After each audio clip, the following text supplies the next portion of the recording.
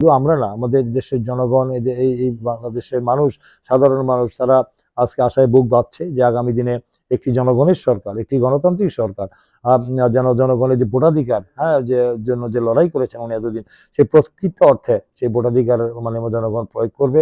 তাদের পছন্দের দল, পছন্দের প্রার্থীকে তারা ভোট দিয়ে তারা বাংলাদেশের একটি জবাবদিহিতামূলক সরকার, দায়বদ্ধতা জবাবদিহিতামূলক একটি সরকার প্রতিষ্ঠা করবে। সার্বভৌম, যেহেতু জনগণ সার্বভৌম, সেটা উনি প্রতিষ্ঠা করবেন। উনি তো বক্তৃতায় প্রথমেই বলেছেন, we have a plan.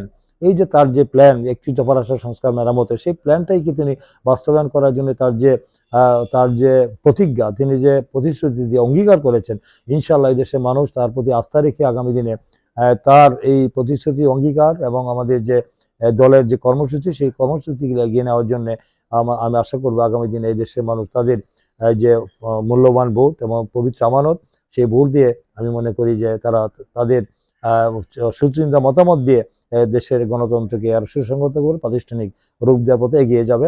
Bangladesh একটি সুখী, সমৃদ্ধশালী, একটি মানবিক রাষ্ট্র, একটি স্বনির্ভর বাংলাদেশ পৃথিবীর মানচিত্রে প্রতিষ্ঠিত হবে ইনশাল্লাহ। হ্যাঁ, আমাদের তো হাজারো সমস্যা রয়েছে।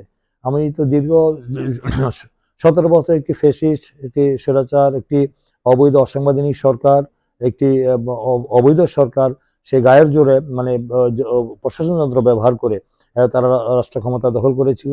তারা পুরো বাংলাদেশকে, তার রাষ্ট্রীয় প্রতিষ্ঠানগুলো দলীয়করণ করে নাই, পুরো বাংলাদেশকে তারা দলীয়করণ করে ফেলেছিল। লুটপাট করে, দুর্নীতি করে এই দেশের সমস্ত সম্পদ বেছে পাচার করেছে।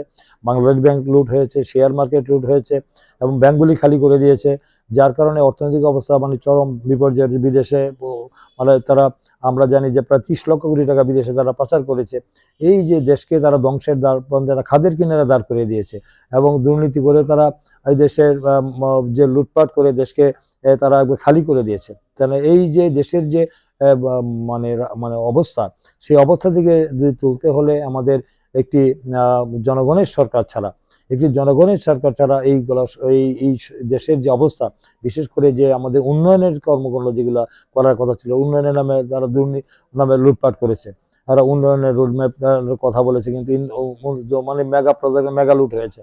তা আমরা আমাদের যদি জনগণের সরকার আগামী দিনে প্রতিষ্ঠিত হয়, তাদের কাছে আমাদের দায়বদ্ধতা থাকবে, জবাবদিহিতা থাকবে এবং এই দেশের মানুষের যে মৌলিক যে দাবিগুলো আছে, স্কুল, কলেজ, রাস্তাঘাট, মসজিদ, মাদ্রাসা, এতিমখানা, তারপরে আমাদের গ্যাস, বিদ্যুৎ থেকে শুরু করে আমাদের যে অবকাঠামোগুলো, যে আরো মানে সামাজিক যে বেদিগুলো রয়েছে এবং আমাদের যে মাদক, সন্ত্রাস, চাঁদাবাজ মুক্ত সমাজ প্রতিষ্ঠার যে অঙ্গীকার রয়েছে এবং আমাদের মানুষের কল্যাণে মঙ্গলে যে কাজগুলো রয়েছে, উন্নয়নের কাজ বলতে বোঝায় যে স্কুল, কলেজ, মানে বিশ্ববিদ্যালয়, হাসপাতাল এবং এই মানুষের কল্যাণে মৌলিক অধিকার প্রয়োজন, যা যা করা দরকার, সেই কাজগুলি আমাদের 31 দফা রাষ্ট্র সংস্কারের মধ্যে সবই রয়েছে।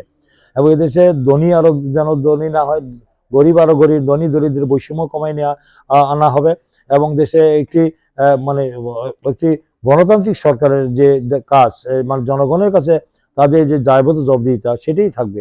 যেন দেশে আর কোনো রকম অন্যায়, অত্যাচার, নিপীড়ন, নির্যাতন, গুম, খুন, হামলা, মামলা এগুলা যেন না হয়, মানুষ যেন নির্যাতিত না হয় এবং মানুষের যেই রাষ্ট্রের মালিক, ভূখণ্ডের মালিক, দেশের মালিক দেশের জনগণ, তাই জনগণ সার্বভৌম।